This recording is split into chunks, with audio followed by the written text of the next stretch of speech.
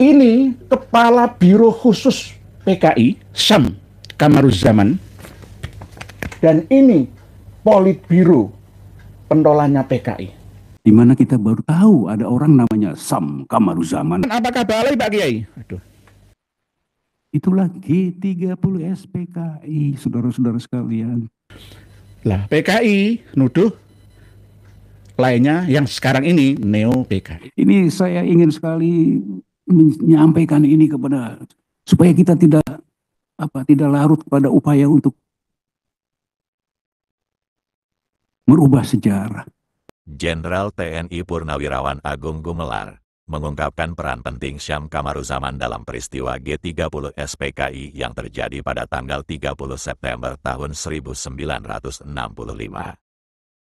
Hal itu diungkapkan saat menghadiri rapat dengar pendapat umum di Komisi 1 DPR RI pada Maret tahun 2025 lalu.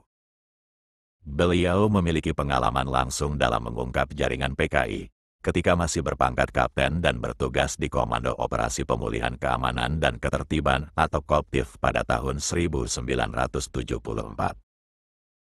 Ia mendapat kesempatan berharga untuk melakukan interogasi langsung terhadap tahanan-tahanan politik yang terkait dengan G30 SPKI dan menggali informasi dari Syam Kamaruzzaman yang mana pada saat itu merupakan salah satu tokoh kunci yang ditangkap pasca peristiwa G30 SPKI. Inilah yang memberikan pemahaman mendalam tentang struktur dan modus operandi Biro Khusus PKI serta peran sentral dari Syam di dalamnya.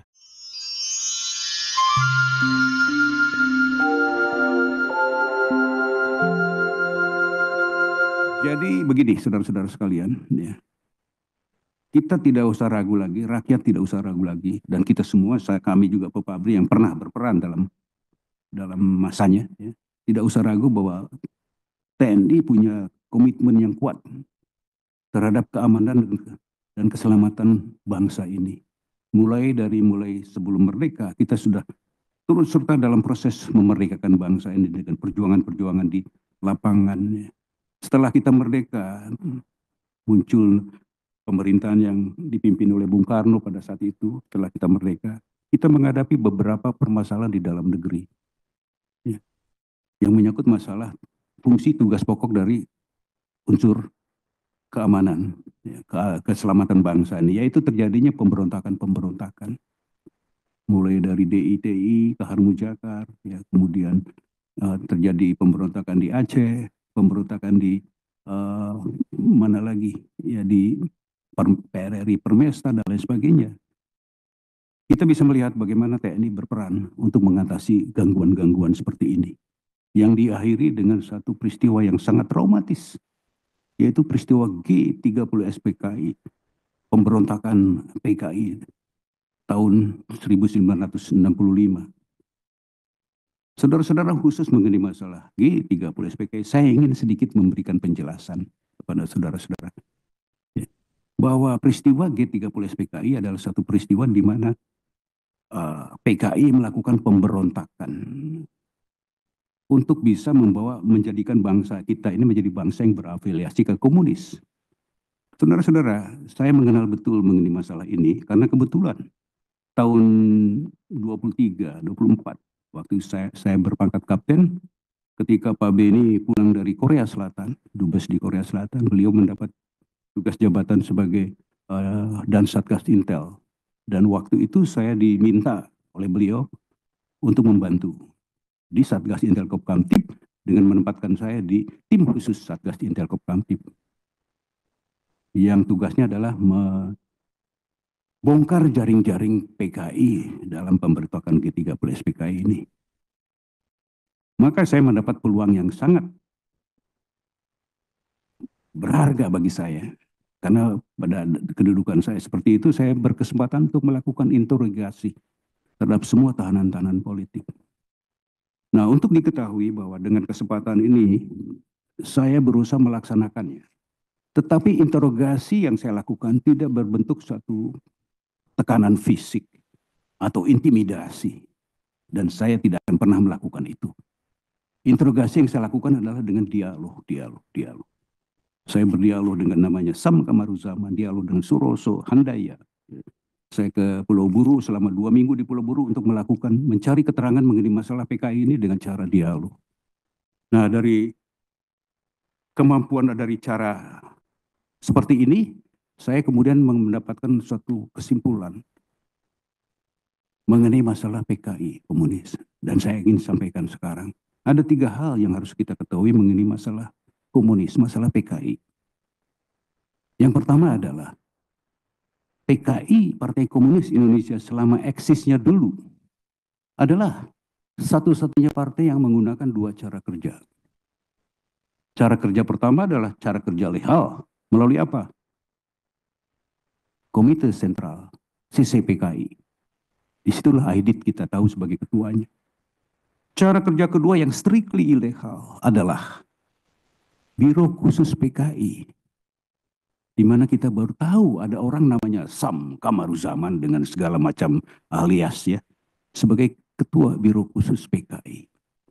Ini satu hal yang harus kita ketahui mengenai masalah PKI atau komunis.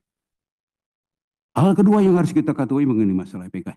PKI ini adalah PKI di samping merupakan partai yang eksis dalam percaturan politik di dalam negeri kita, juga merupakan bagian dari gerakan komunis internasional.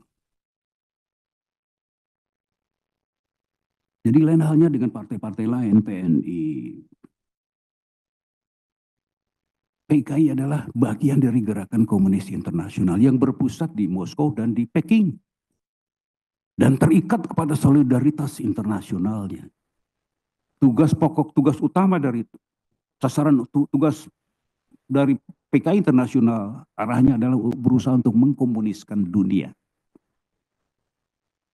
Dan PKI di Indonesia mempunyai tugas untuk mengkomuniskan Indonesia.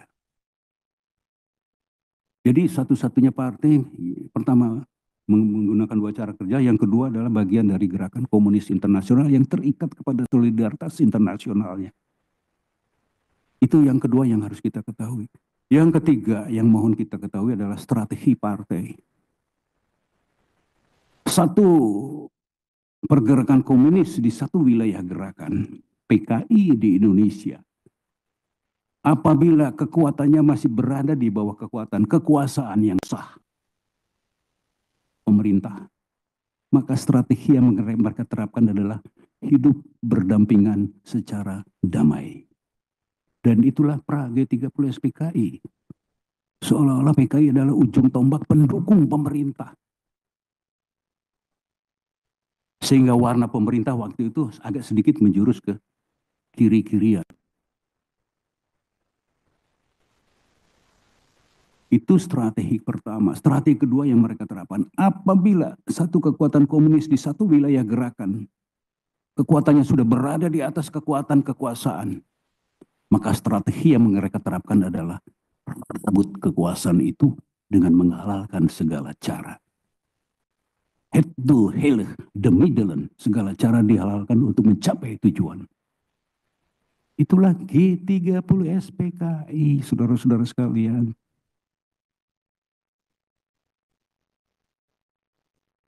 Yang ketiga, namanya PKI komunis tidak pernah mengenali istilah kalah. Yang ada adalah pasang dan surutnya perjuangan. Apabila strategi kedua belum mencapai apa yang diharapkan, maka mereka menerapkan strategi ketiga, mengendap ke bawah permukaan. Bergerak di bawah permukaan untuk bisa menciptakan kondisi agar mereka bisa bangkit kembali dalam segala bentuknya. Itulah PKI. Dan itulah G30 SPKI. Ini saya ingin sekali menyampaikan ini kepada, supaya kita tidak larut pada upaya untuk merubah sejarah. Ya. Nah, kenyataan sudah 2 kali PKI berusaha untuk merebut kekuasaan di Indonesia. PKI musuh G30 SPKI. Dan ternyata tidak berhasil. Itu menunjukkan bahwa bumi kita ini tidak cocok oleh benih komunis, Marxis-Leninis. Sehingga lahirlah kemudian TAP MPR nomor 25, melarang paham komunis, membubarkan komunis di Indonesia. Tapi jangan salah mengerti, saudara-saudara. Kita adalah negara yang melarang paham komunis, non-komunis, tetapi bukan negara anti komunis. Nah, ini jangan salah kita. kita masih tetap berhubungan dengan negara-negara komunis. Dan satu hal yang patut kita harapkan sebetulnya adalah pada akhirnya terjadi satu rekonsiliasi secara tidak langsung ya. Terjadi rekonsiliasi. Sekarang sudah tidak ada lagi anak komunis, cucu komunis. Semua sudah jadi anak bangsa yang punya peluang yang sama untuk mengabdi bagi kepentingan bangsa ini. Tidak ada lagi anak cucu komunis. Rekonsiliasi ini Ibu dan Bapak sekalian adalah sesuatu yang positif, yang bagus. Itu menunjukkan bahwa bangsa kita ini adalah bangsa yang gandrung akan perdamaian, gandrung akan persatuan. Dan secara kebetulan juga dunia pun setelah berubah. Kita lihat Cina, RRT, ya, sejak Deng Xiaoping menjadi Perdana Menteri, ya, dengan filosofinya pasca peristiwa Tiananmen. Syam Kamaruzaman atau Syamsul Qomar atau Jimin, ya, atau Ali Mokhtar atau Ali Shah atau Rusman. Bahasanya, namanya itu banyak. Ini Kepala Biro Khusus PKI, Syam Kamaruzaman, dan ini Politbiro pentolanya PKI. Dua-duanya ini ngakunya keturunan Arab dan pandai mengaji semua. Qur'annya fasih semua. Pinter ngaji. Ini keturunannya Kanjeng Nabi ngapusi. Ini juga kemungkinan kalau saya telusuri mentok ya keturunan Arab Hadrami ya mungkin juga nanti kalau hidup zaman ini akan ngaku turunan Nabi juga. Karena apa? Albid. Coba kita nanti buka Khidmatul Asyirah, saringan intisari dari Khidmatul Asyirah, saringan dari Syamsul Zahirah. Syam Kamaruzaman. Syam Kamaruzaman. Nggih, Syam saja. Nah, ada yang mengatakan Syam ini hanya kolaborator atau intel yang disusupkan oleh Angkatan Darat ke dalam tubuh PKI. Lah itu kan asumsi lah, ya, asumsi. Kita buka. Jenengan nanti baca sendiri. Jenengan baca sendiri, kalau saya baca semuanya waktunya nggak mencukupi. Nomor 22, perjalanan preman Tuban, Syam ini. Tulisannya masih jangan lama, sejam. Nah, tulisannya kan ya sejam, ini kan saya diganti Y kan, Syam. Aslinya itu Syamsul Qomar.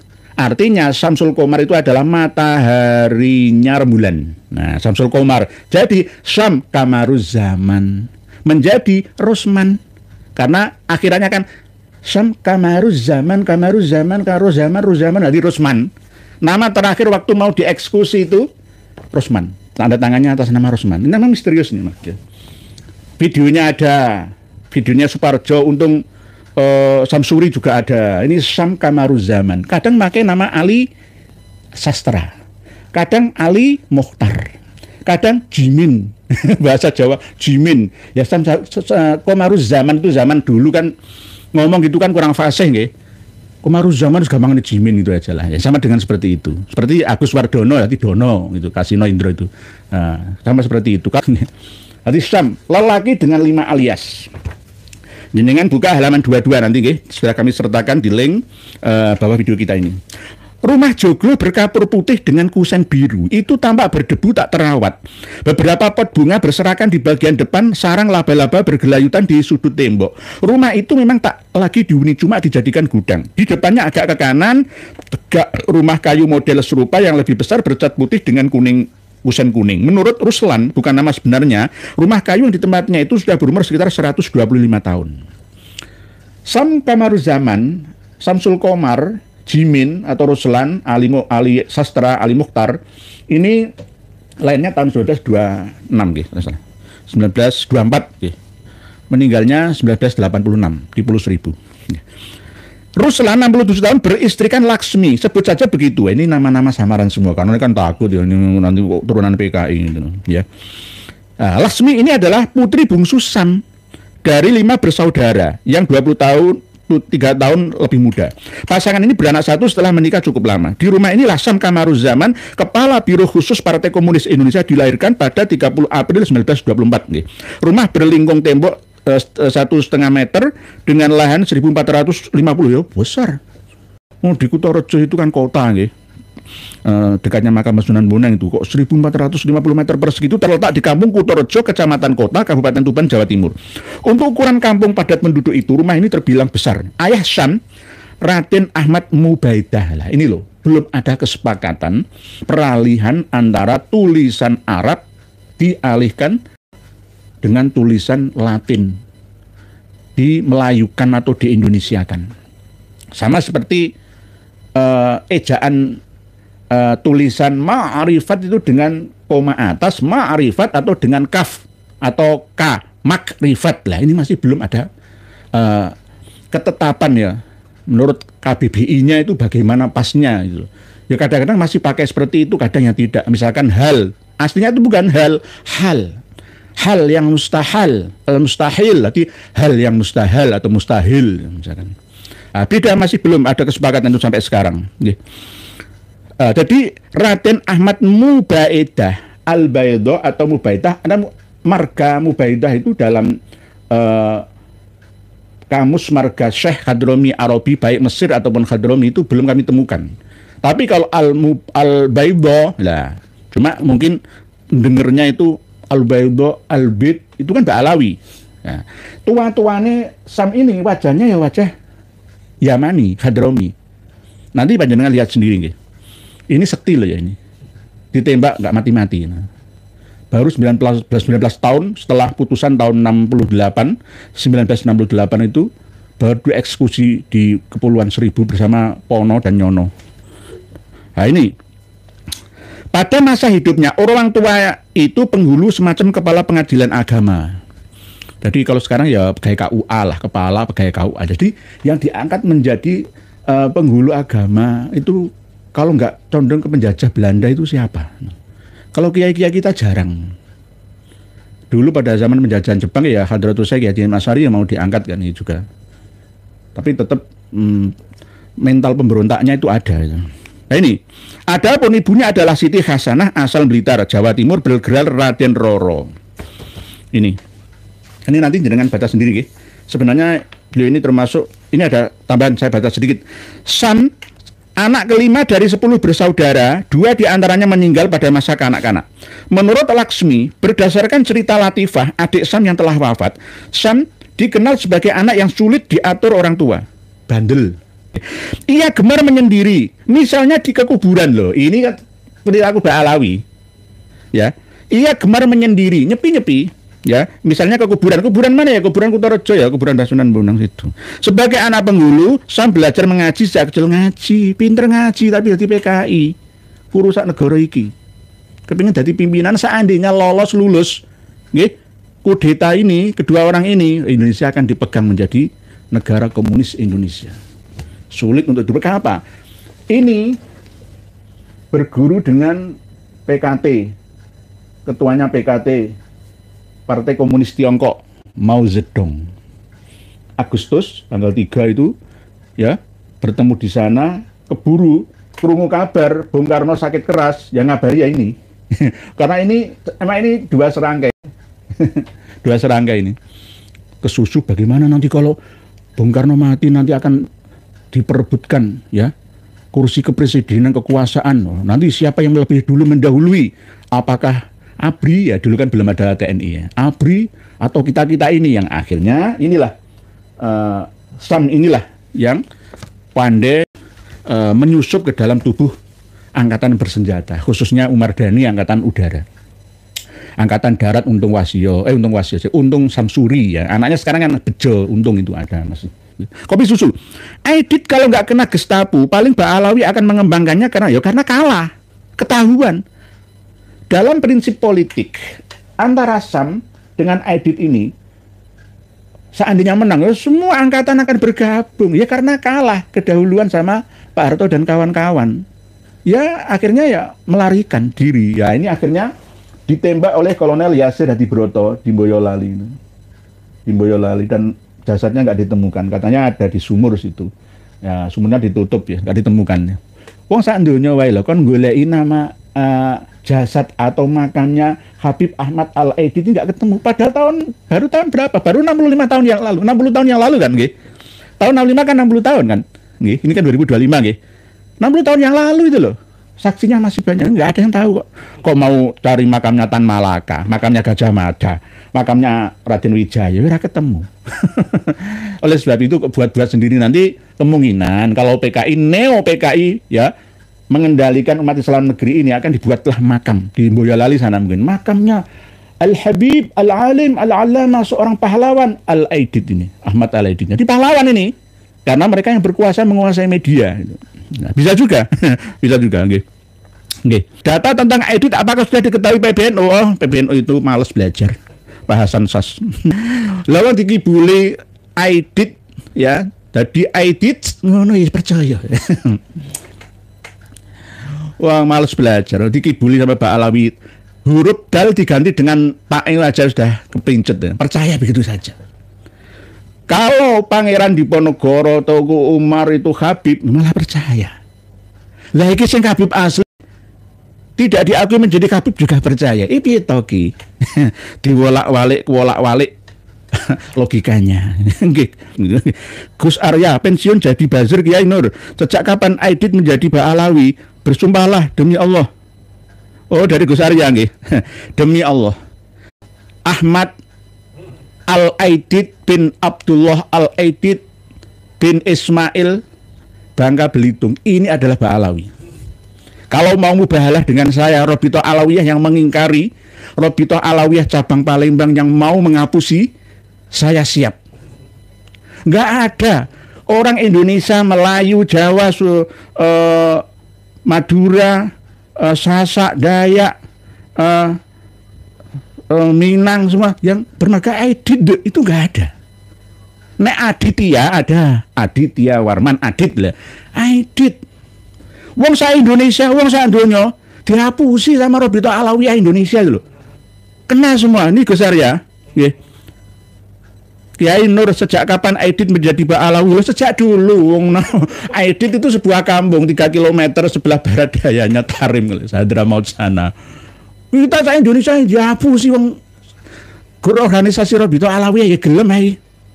Propaganda. Tidak Ba'alawi kalau tidak seneng ngapusi. Itu sudah ciri khas Ad-Dajjal Al-Kadzab. Gitu gitu. Pak Aditya Septiadi lah. Ini Pak Aditya ada. Adit bukan Aidid. Ini Aidid, bukan Aidid, bukan. Ya. Kita ini dikibuli sama satu huruf. Akhirnya T dan D itu. Pak Arya Kamandanu, Jaya sekelas pakar PKI Indonesia katanya. Ustadz Alfian Tanjung ini ya goblokeran tak, mohon maaf ya.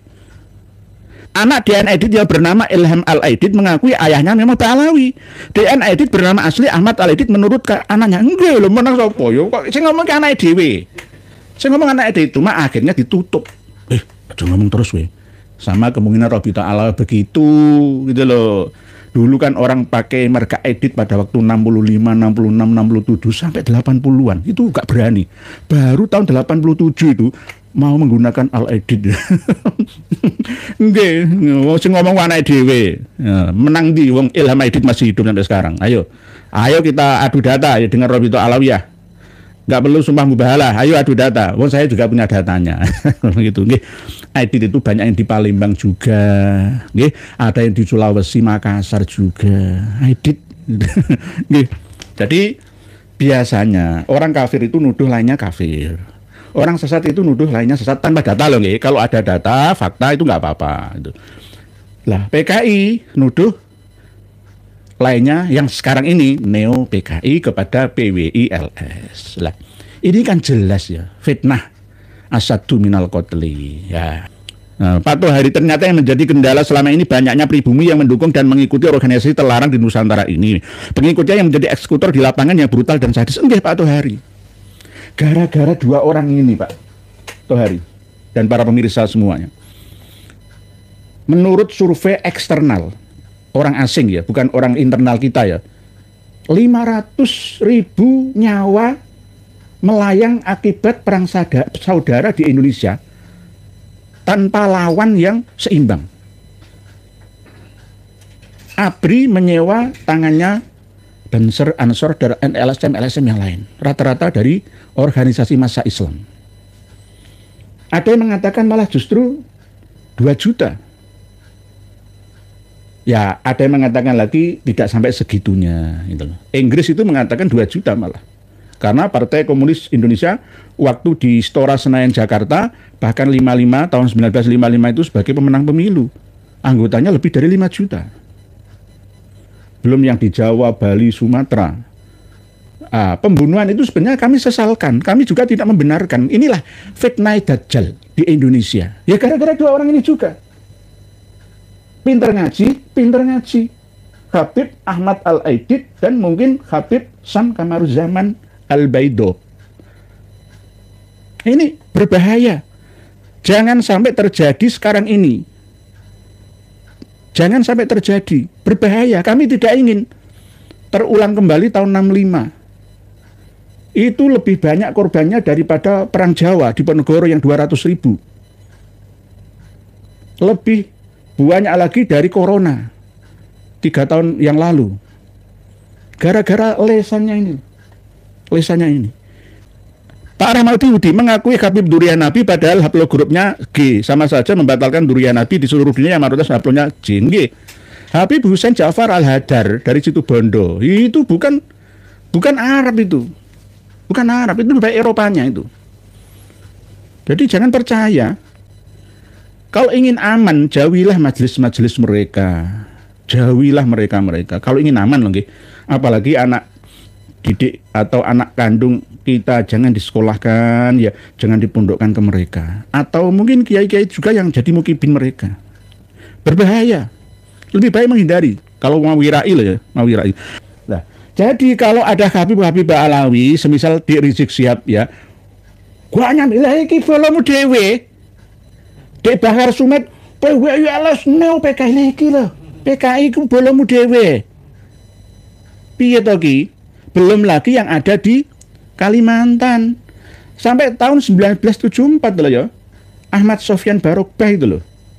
Kalimantan Barat matinya loh, ditembak sama ABRI loh ya. Ya sakti sama seperti ini. Saktinya.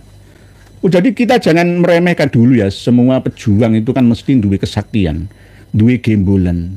Ada yang sudah kadung ditelan, gabung dengan badan, menyatu. Ada yang di luar berupa pusaka, berupa ageman atau gaman. Nah, ini juga begitu. Ketika ini kan ditangkap di Cimahi, Bandung ya. Tahun 1986 itu baru dieksekusi. Tanggal 30 September 1986 dari Cimanggis dibawa ke Kepulauan Seribu. Malam-malam ditembak mati. Tapi pelurunya itu meleset terus. Dari jarak jauh. Regu tembaknya nggak kena karena sakti ini.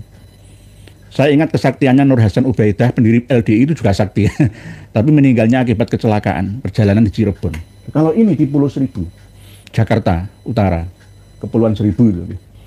Nah, akhirnya komandan dari regu tembak itu pegel wes, akhirnya ditembak dari jarak dekat. Ya mati akhirnya. Ya setelah dilucuti kan mestinya. Ya. Terus tapi tidak begitu lama ya. Komandannya itu kok gila ya. Mungkin perewangan khodamnya Syam Kamaruzaman ini menyerang balik beliaunya. Kemungkinan seperti itu. Kalau zaman dulu itu begitu. Jadi kita jangan hanya berbicara versi sekarang. Versi dulu itu memang semua orang itu harus sakti. Kalau nggak sakti ya mati dhisik itu. Itu. Okay. Nah ini Syam Kamaruzaman. Syamsul Komar atau Jimin atau Rusman. Antum ae. Sudah jelas Pak Kiai, KPPKI beda dengan 65, ntar korbannya lebih terukur. Okay. Jangan sampai terjadi. Oleh sebab itu, yang menuduh PWLS PKI, dia sendiri itu PKI. Dulu PKI itu juga begitu. PKI nyerang NU, PKI nyerang agamis, mengadu domba. Ketoknya api.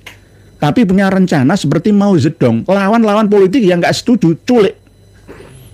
Buktinya, tahun 48, ayo, kiai, bupati, santri, priai yang ada di Magetan sana, Madiun ya, Affair Madiun itu culik, masukkan ke sumur Soco. Bahkan ada yang belum ditemukan. Pak Kiai dan bupatinya, makamnya, jasadnya di mana, nggak ditemukan sampai sekarang.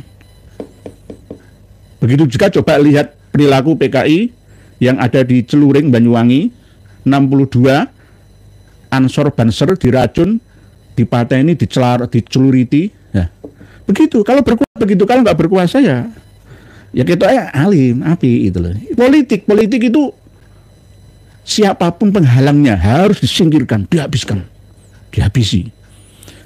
Malam gestok itu, G30 SPKI itu, sebenarnya sasarannya tidak hanya jenderal-jenderal TNI Angkatan Darat saja, tetapi ada juga mau penghalang utama, yakni mantan Wakil Presiden Muhammad Hatta, itu juga mau diculik juga.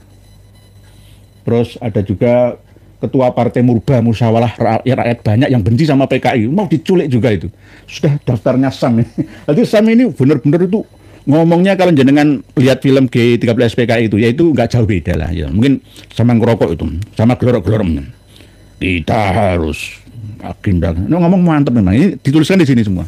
Karakternya kayak apa Sam ini? Oh, pinter ngaji, sekti. Gitu. Dulu sebelum BWLS berdiri, Banser itu PKI kok. Banser NU itu PKI. Dituduh PKI gitu loh. Piye to ki? Jangan mau ya dikadali oleh mereka. Salah tadi bener, bener tadi salah. Edit Ba'alawi jadi ora Ba'alawi. Ya percaya wae iki. Sing gak PKI, BWLS, PKI yo. Jadi nanti ini jangan baca sendiri. Malah ini yang tidak terlalu dikaji ya, karena kan gampang bacanya, nggak baca kitab, baca tulisan Latin, gampang. Sudah paham semua. Saya yakin para pemirsa dan pendengar semua itu sudah ngerti bahwa sebenarnya Gembong PKI duo ini adalah ya keturunan Arab yang pintar ngaji. Jadi kita jangan terlalu, ya bukan benci Arab itu enggak sih, kita adil lah gitu loh. Saya juga kalau dirunut-runut ya ada, tapi jangan terlalu berlebihan. Kita ini banyak dikibuli, dikasih lagu yang berbahasa Arab saja itu ya langsung terima. Ya tarim, ya langsung terima saja. Misalkan lagu-lagu joget-joget tari perut bahasa Arab dikira sholawatan. Ini pinter ngaji apa? Mau merusak negeri ini. Ya alhamdulillah Gusti Allah ngijabahi, nggak sampai terjadi mereka berdua ini berkuasa di negeri kita ini gitu loh. Jadi Pancasila sakti. Pancasila sakti. Benar-benar sakti, hari kesaktian Pancasila itu. Jadi saya sendiri kan pernah mewawancarai kawan saya, kawan kantor ya. Dulu ya pernah nyembeli PKI, tapi saya sebenarnya nggak setuju ya, karena itulah zaman fitnah. Zaman fitnah. Kenapa tahun 70-an, 80-an itu masih banyak setan-setan atau korin-korin gentayangannya belum terima. Matinya itu nggak mati normal, itu akhirnya mengganggu alam sekitar. Konslet. Kalau listrik itu konsletnya alam. Akhirnya mereka itu menuntut. Ini akan menjadi beban sejarah kita. Tapi apakah diperlukan presiden minta maaf? Ya tidak usah. Nanti akan menjadi balas dendam, gitu loh. Sudah rekonsiliasi lah, gitu loh. Jadi dulu itu tanpa adanya pengadilan, langsung bahasa pembunuhan gitu saja. Culik mati, belah gorok mati kayak kewan. Ini berbahaya. Jangan sampai terulang. Saya kan sudah Pak Karsono bin Yahdi, banyak negara komunis yang sudah meninggalkan paham komunis ini. Di Indonesia sendiri sudah ditumpas habis. Tapi kenapa sebagian masyarakat kita jika masih menuduh orang lain PKA, PKI melulu matur suwun, sudah nggak zamannya lagi. Itu hanya untuk melarikan diri dari kenyataan ini, Pak Karsono bin Yahdi. WLS neo PKI lo. Sebenarnya ya PKI itu apa, itu orang-orang kita ini ya nggak paham sebenarnya. Dalam arti tuduhan kamu PKI, kalian PKI itu nggak benar. PKI itu seperti apa sudah nggak laku lagi. Oke. Jadi kalau misalkan sekelas D. Alfian Tanjung memahami dalam bukunya, saya punya bukunya, tapi dia masih belum terbuka wawasannya. Kapan-kapan tak ajak debat dengan saya. Analisa kok buta mata, hanya satu saja yang diaktifkannya, itu bagaimana? Wong PKI itu di matamu ya, malah tambah nuduh-nuduh wong lain itu PKI gaya baru, gaya lama, gaya jungle walik, ya nggak pas itu, nggak pas, Pak Karsono bin Yahdi, sudah PKI jangan diam. Bu Maulana Tafiani, Sam Kamaruzaman apakah balai Pak Kiai? Aduh. Saya belum berani hakul yakin, tapi kalau keturunan Arab iya. Karena bapaknya adalah Ahmad Al-Baido. Tulisannya Ahmad Mubaidillah, ya, seorang penghulu di Kutorejo Tuban sana yang diangkat oleh Belanda. Ya. Tapi ketika ini mewarisi ilmu mbahnya dari jalur ibunya, Prawiro Rejo dari militer itu sakti mandraguna memang. Ya entah dengan pusaka atau jin perewangannya, wallahu alam. Ya. Ini, jadi begitu nggih Bu Maulina Tsani. Pak Supardianto, sebenarnya menyambut hut bangsa Indonesia masih dicapek-capek segala bidang ekonomi dikuasai asing, sejarah dikuasai Mbak Alawi, bahkan milik Tarim. Kenapa? Pemimpin kita diam 1000 bahasa. Saya kadang-kadang Pak Supardianto kadang-kadang yang merasa heran, aneh dan ajaibnya, tapi nyata. Kapan kita bisa maju? Kita bisa eksis, survive untuk ke depan, apalagi menghadapi 100 tahun Indonesia merdeka. Bulan ini kan baru 80 tahun ya kan, kita merdeka. Biasanya setiap 100 tahun sekali itu, dalam hitungan itu sunatullah kausalitas, itu kan ada kemajuan atau justru kemunduran. Masih eksiskah, survive-kah kita sebagai bangsa atau sebaliknya? Oleh sebab itu jangan malah justru, ya saya masih khusnudon dengan Pak Prabowo dan kawan-kawan. Sementara kita kasih kesempatannya. Tapi harusnya sekarang ini kan terbukti di kota-kota besar banyak pengangguran. Akhirnya banyak kriminalitas. Nah ini bagaimana harus ini kita pikirkan. Uang itu hanya berputar pada kelompok tertentu atau orang-orang tertentu saja. Ini yang lebih berbahaya kadal fakru ayakuna kufron. Oke, Pak Supardianto, analisa panjenengan tidak salah. Pak Ribut Wijaya Dajjal itu kalau ngomong terbalik. Kalau nggak ada orang ngomong kamu PKI, itu sebenarnya yang ngomong yang PKI ya, Pak Ribut Wijaya, laras panjenengan. Sodakta wa anadzalika minasyaidin.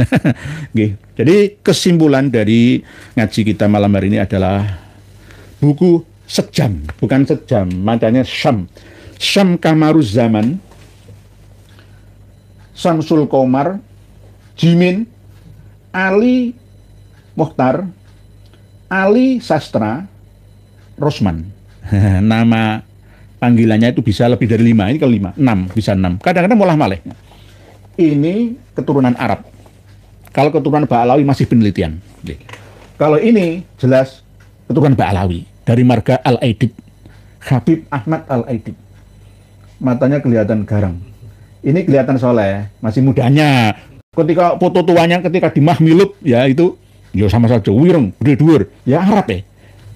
Lawang Arab yang gabung PKI atau komunis itu enggak dari Yaman, Hadramawt itu siapa? Masa dari Arab Mesir? Masa dari Arab asli Hijaz sana? Enggak mungkin. Ya kemungkinan ini adalah, ya kemungkinan besar. Dua-duanya Ba'alawi, ini sudah jelas Ba'alawi. Mau merusak negeri ini. Seandainya kepala biro PKI dan kepala politik biro PKI ini benar-benar mengkudeta, berhasil melengsarkan Presiden Soekarno, dikuasai Halim Perdana Kusuma, ya, sudah tersebar senjata Cung namanya dari Cina, bantuan dari Mao Zedong, ya, PKT sana, habis kita. Kiai disembeli semua. Kiai disembeli, akhirnya nasib berbeda, berbalik, akhirnya gantian yang mengikuti atau simpatisan PKI disembeli oleh orang-orang NU, agamawan, pemuda-pemudi kita. Nah inilah perang saudara yang kita tidak inginkan terulang kembali di saat ini. Ayo rukun agawe sentoso, cerah agawe bubrah. Jangan nuduh-nuduh PKI ini nggak terbukti. Tuduhan itu akan kembali. Di Aldo, di Bahar sendiri yang nuduh ini berarti kamu berdua dan pengikut-pengikutmu adalah neo PKI. PKI gaya baru terbukti sejak zaman dulu pendirinya. Mulai 48 dan 65. Duo bersama duo ini. Pinter ngajinya sama ya fase, kalau ceramah ya fase. Jangan percaya, jangan mudah percaya. Demikian, wallahu a'lam, wassalamualaikum warahmatullahi wabarakatuh.